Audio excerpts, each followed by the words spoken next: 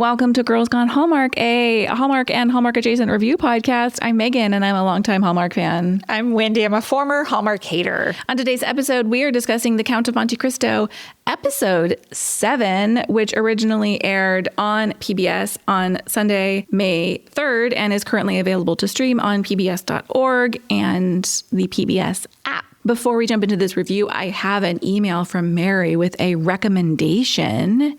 Uh-oh. It's all good. No, I'm sure it's good, but because your girls need a break. Oh, no. This is just a watch. She says, hi, ladies. Check out the 3-episode series of Maryland on PBS. Right down our alleys. Twisty, turny with unexpected secrets and mysteries. As she mentions, it's only 3 episodes. I don't know how long they are. The synopsis is, Maryland on PBS Masterpiece is a 3-part emotional drama about 2 estranged sisters, Becca and Rosaline, who reunite after their mother's sudden death on the Isle of Man. As they uncover their mother's secret double life, the polar opposite siblings are forced to confront their own complex relationship, family secrets, and personal identities. I did look at the cast, and I will admit that the only actor I recognized was Stockard Channing.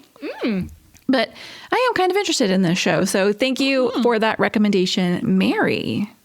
I can handle a 3-episode Right? throw on Twisty and turny. as I'm folding laundry and don't have to take notes. Love it. Yes. Let's hear a synopsis for The Count of Monte Cristo, episode 7. Fernand's misdeeds are made public. Outraged by his father's downfall, Albert challenges Edmond to a duel. Ooh. Dun, dun, dun, dun, dun, dun, dun. For a full list of the cast of this series, check out girlsgonehallmark.com. That is linked directly in our show notes to this episode on our website if you want to see who's in that, other than our boy Sam Claflin. Mm-hmm. Hey, Wendy, what is your first impression of the duel? Well, at this point, Edmond isn't even hiding. He's just walking around like, it's Edmond, bitch. My first impression is, yikes. I don't know that I saw that coming. Oh. I don't want this show to end, and I know it's ending. It's so freaking good. I know we only have 1 episode to go. I know, it makes me sad. I saw like the next episode was getting ready to play, and I was like, episode 8, there's 10 at least, right? And I'm like, no, there's only 8. It's so good. Well, we still got 2 more people to take down. I know. That's why it's going to be bananas next episode. And I need some sort of resolution with Edmond. I don't think we're going to get... Well, okay. Let's talk what we liked. Okay. I like that the hammer is finally dropping. Mm-hmm. I think we've been waiting for this, and it delivered for me. I thought when we have Fernand's life just getting completely blown up in front of Parliament, I thought chef's kiss. That was great. Hades stepping forward and with the literal receipts. Literal receipts. Here is my receipt of when I was sold into slavery and who saved me. I was like, whoa, that was crazy. Loved it. We've been talking for many episodes about how Edmond's playing this long game. Well, it's finally paying off. It is not quiet revenge anymore. He is there to publicly humiliate everybody involved. And while I don't love the fallout to the other people it affects, it is kind of sweet justice. Yeah, I had wondered all this time, like, are these people just going to go down and never know? I love that at the end, Edmond makes sure that they know exactly who he is and that he is the one responsible for taking them down. Fernand is such a weasel, and I'm almost glad that we saw him hit Mercedes in the last episode, because it's like there's no redemption for this man, right? Like you are bad to the core. They're all bad. Every single one of these guys is bad to the core. And I just love Edmond letting them in on, this is who I am and this is why I have ruined your life. I love it. Damn, I got to read the book. And I'm telling you, I told you, it was like 50 hours on Audible, right? I know. And someone did comment, it was either on Spotify or on YouTube. I cannot remember, but they said, a lot of these little questions that we have are answered in the book. And of course, a book is so much more nuanced than a television show can be. And you have the ability to add in so much more detail that I'm dying for. And I do think some details were changed for the series, so that'll be interesting. I like Albert's arc in this episode. He kind of starts as like, I demand satisfaction, right? Like we're in a duel. And then he gets the information. We don't see him get the information about his father, but we assume that Mercedes must have passed it along because he shows up and chooses his mother. Like there's not even, as far as I can tell, like a second hesitation when they move out. He's just like, you're trash. I'm doing the right thing. And I think that all comes together in a way that I've been worried about Albert ever since we met him, and worried about what Edmond was going to do to Albert indirectly in some ways. Right. And I think in some ways, yes, Mercedes and Albert are collateral damage. But in the other sense, I feel like there's a part of Edmond that has saved them, that has freed them from Fernand, who is not a good man and doesn't operate with goodness and the best interest of his wife and child in his heart. And so while I'm never going to cheer for someone pushing someone else to take their own life, I do think Edmond has given them some freedom. Yeah, I think I like that take. I like that they also realize like Fernand's terrible. They learn the truth about him, right? And there is no hesitation of like, no, we're not going to be associated with you. Yes, I mean, I agree with you. Like, it's terrible that he took his own life, but I liked all the other stuff leading up to that he was, exposed. Yeah, and I think it's handled very well. The second he goes home and sits at that desk, I knew what he was going to do. For sure. Even before he takes the gun out. And the acting on the part of Fernand, I think, was spectacular. And then just the way they frame it, where you just hear the sound and see Mercedes' reaction. It's almost as if she knew it was coming. I mean, she's shocked by the sound, but she doesn't seem shocked that it's happened. Right. So I thought it was all handled very well. What did you think about the demanding of a duel between Edmond and Albert? The Hamilton frame of reference sits in my mind because that's really my only pop culture experience with a duel. So I thought it was interesting. I guess to me, it spoke a little bit to Albert's honor. Sure. Albert is trying to protect his family's name, and he's still trying to be the honorable person. And this is the way things were handled at this point. And even when he's like, oh, he's got his seconds. And I was like, oh, grab your friends, right? It was of the time. I couldn't help but envisioning, Mercedes begs him like, oh, save my son, save my son. And it does a little bit echo of Hamilton for me, because it's, of course, a father-son situation in that case. And she's like, did you know? And I thought, what was Edmond going to do if it had come down to it? Like, was he going to aim his gun to the sky? Now, do you think it was fair for Edmond to tell Mercedes, like, well, if it's not going to be your son, then it's going to be me? Because yeah, I do. That's the truth. I was like, yikes. Yeah, and she can't even understand that. She's like, no, like, can't you just walk away? Like, it's been called off now. And he's like, no, I gotta, my honor and blah, blah, blah. I'm like, you're being an asshole right now. Like, you don't have to do that. I mean, it hadn't been called off until Albert shows up and says, like, I'm satisfied, basically. But, what do you think about the way Edmond speaks to Mercedes? Because I stand by what I said in last episode, that he seems very, very done with her. I think maybe I've just been so warped by Hallmark that I feel like there's some sort of redemption there, that he's truly still in love with her and they'll ride off into the sunset together. But perhaps, once he's made his decision of like, well, she married him and disrespected me along the way, then I'm done. So I guess that seems plausible, but I'm hopeful for a happy ending. I don't think that's happening though. No, I did love when she goes to him though, when she calls him Edmond. Oh yeah. And she tells him that she still loves him and has always loved him. And I think his concession to that is he says, like, your son will live. But I don't think he can get past the betrayal because he even says, like, it wasn't that long. I think he's cutting off his nose to spite his face here. He loves this woman, but he can't get past the betrayal from a woman who thought he was dead. And I don't care if it was 1 year, 1 month. He was dead. So we have an email from Jessica that I have some quotes to weave in as we're discussing some of these things. And she says, in regards to Mercedes, I do wish that we got an explanation about why she agreed to marry Fernand. It feels like there's a gap between thinking your fiancé is dead and marrying your cousin.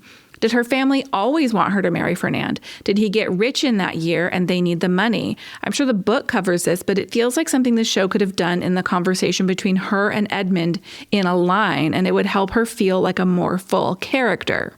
Now, I don't know the exact timeline, but was his time with Ali Pasha and then him selling Haiti, was that when he was away before he and Mercedes married and then he comes back with this fortune? Good question. And then it's like, well, that makes me like her less because he comes back with all this money and she's like, all right. Like, you're the next best thing. I guess. Yeah. I don't know. You're going to have to read the book to really answer these questions, right?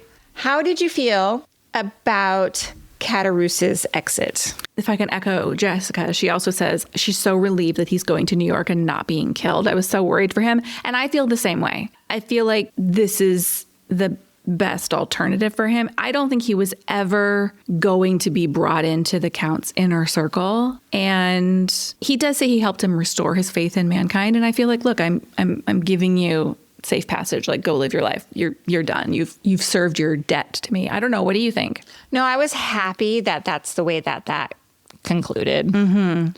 I was worried about Caderousse. I thought he was kind of disposable to Edmond at some points. And I'm happy he was like, well, he didn't really show what he was giving him. I'm guessing it was like jewels or something. Yeah, agree. Right? Or gold. Yeah. And he's like, all right, be on your way. Go to New York. Start a bar. I did get a little worried when he says Caderousse has been compromised. I thought, is he sending him away more to protect himself or to protect Caderousse? Oh, I don't think he's so concerned with protecting himself at this point. You don't? Because they showed him living in fear in the last episode. True. But on the flip side of that, he's dropping truth bombs of who he is. Yeah. Yeah. So, yeah, I just don't think that. I think Caderousse being made, basically, right, exposed, just lends to the like heightened intensity of the story. Sure. I don't think really like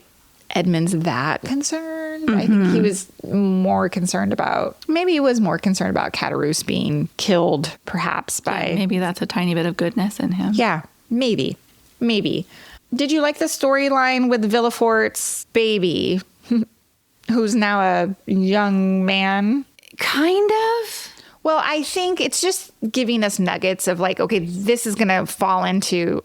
I think it's going to fall into next week's conclusion, obviously. I certainly hope so. I can't imagine... Even if Villefort gets eyes on this kid, he's not going to be like, oh, wait, are you my child? He looks just like me. Right. I mean, the casting is kind of great. They do kind of look similar. Sure. But yeah, I'm interested to see how that's going to play out and wrap things up. What I actually really like about that storyline is Jacopo doesn't like it when the Count's like, we're going to set him up, we're going to get him arrested, and Jacopo's like, he pushes back a little bit, and I kind of agree with him there. He's once again using Gaston, this kid, as a pawn in his game against Villefort, when yes, Gaston is a thief, he's not like a contributing member of society, but also you certainly have to blame some of that on the circumstances of his childhood. And so I think I'm curious to see where we go with Jacopo in the finale and if his conscience starts pushing against what's happening with the Count. Oh, yeah, that's going to be interesting. I haven't given his character much thought in terms of how it ends for him. So very interested to watch. I need like a 2 hour. I hope the episode's like 2 hours. It's probably not.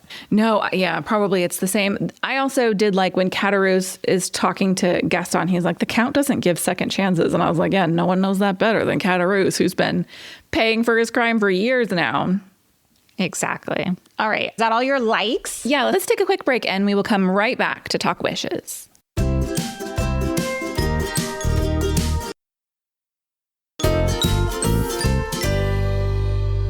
All right, Wendy, let's hear some of your wishes. I don't have many other than the speed of Fernand's downfall. It happened so quickly in this episode. I kind of wish we could have maybe started it one episode before. I just like, is this happening over days? Right. Weeks, months, what? It just happened fast. Like the whole Parliament thing happened so quickly, and then it's been several episodes of setup, and now all the dominoes are falling. Right. So that's why I feel like the finale episode next week is just going to be like boom, boom, boom, boom, boom, right. boom, boom, boom, you know, and maybe that makes for a good finale. I don't know. Time will tell. We'll be back next week to talk about that, but it just happened quickly, quickly. My other little wish is that Haiti says it best when they say Haiti and the Count say goodbye to each other. And she says something like, but at what cost? Yes, but at what cost? And I was like, see, Edmond has, sought out all this revenge for years and years and years, but at what cost? Like, he's not thriving as a human, right? He's in a terrible way. He's doing drugs and he's not sleeping at night and he's not happy. Like, so like I said, I want a happy ending for Edmond, but I just don't think it's going to happen. And I think that's probably my biggest wish. I'm telling you, my brain has been altered by Hallmark. Yeah, I think, sure, we're always waiting for that last minute happy ending and resolution. And I'm not sure we're going to get it in a Hallmark sort of way. Yeah. I do hope there's some sort of resolution for the Count at the end of this and that it's not tragic, but I genuinely don't know which direction we're going. And I apologize to anybody who's screaming at their phones right now. I think it's interesting to watch this both with knowledge of the story of the book and without. I think there's value in both. When Haiti says that, it unlocked something in me because there's a huge cost to Edmond in exacting all of this revenge. I mean, this alters his brain chemistry. It couldn't not. But also, there are innocent bystanders that we've talked about that are collateral damage, and Haiti is one of them, I think. Agree. Because she was forced to relive her father was murdered, then she was sold again to Edmond, and for Edmond's satisfaction, she was forced to share that very publicly. And what a humiliating thing to have to stand in that chamber of men and say, here are the receipts of me, a human person, my sale for this man's financial gain. Was she a willing participant in that? I don't know. Or did she feel obligated? And I don't think you can remove the obligation. Yeah. He saved her. He bought her and freed her. Whether you tell yourself or he says there's no obligation to do this and we don't have any of that knowledge, there's some obligation there that you're going to feel. For sure. My other wish goes towards the Eugenia and Louise thread. It's a little thin. Eugenia breaks down because she's supposed to marry Count Spada. Louise is there to comfort her. They have a nice, meaningful moment. There's a little affection between the two of them. But I do think we could dig into this a little bit more because I think they're a huge example of how these innocent lives are affected by these men manipulating them for their own gain. Totally. Theirs and Valentine, who we don't hear about at all in this episode. So there's another one that my Hallmark brain hopes for a happy ending. I'm not sure that a happy ending for the two of them exists in this time period, but once again, we shall see. We shall. Do you have any more wishes? That's it. I wanted to read a couple more notes from Jessica's email, if I may. Yeah. She says, I love the opera scenes. I would love it if the Forsytes could do something like this with the opera, maybe not leading to a duel, but with people spying on each other, especially now with the possible triangle between June, Philip, and Irene. June and Philip met at the opera. Irene loves ballet. It seems like a good place for that predicted storyline to come to a head. Finally, she says, I love that he is setting up Fernand and Danglars to bring each other down. I kind of wish that he had been able to keep himself out of it publicly, but I think he wants to be involved in their downfalls. This episode clearly shows that he doesn't just want his revenge. He wants them to know it was him and why. Okay, so let me ask you this. If you were plotting a revenge of your worst enemy, someone who has done you so dirty, right? When they go down, don't you want them to know it was you that did it? Absolutely. Yeah, I know. I hear what she's saying and do agree. Like, yeah, Edmond, dial yourself back a little bit. Don't expose yourself. Like, don't be involved in it. But on the other side of it, yes, he wants these men to know that it was him, to remind that sailor that they sent to prison who they thought was disposable or a threat or whatever is the one to take them down. Yeah, and Edmond has not been unaffected by the money and the power that he has because of the money. Like, he is absolutely a changed person from who he was in the beginning. Agree. Yeah, and that makes me kind of feel icky a little bit because I want to root for somebody who is good. And I'm like, all this kind of the way we've gotten here isn't great. Right. But damn, it's a good show. And it's a good story. Do kids have to read this in high school or college? Do you know? I don't know. God, they should. It's so good. I'm sure it's part of some curriculum. A literature major. Absolutely. Maybe. Yeah. Reading it in high school would be rough because it's so long. But I know. But kids today would just chat GPT this up, right? I know, right? And then they'll come across our podcast someday and then listen to our hot takes on it. Oh my gosh. Well, we'll be back next week with the season and series finale. I know that breaks Wendy's heart so much. The Count of Monte Cristo. Who knew that this is where you would be after 2 PBS seasons? Can you believe it? Truly, I cannot. I know. Thank you to those of you who have been listening and enjoying this PBS detour. We'll be back next time with more reviews. Goodbye. Bye.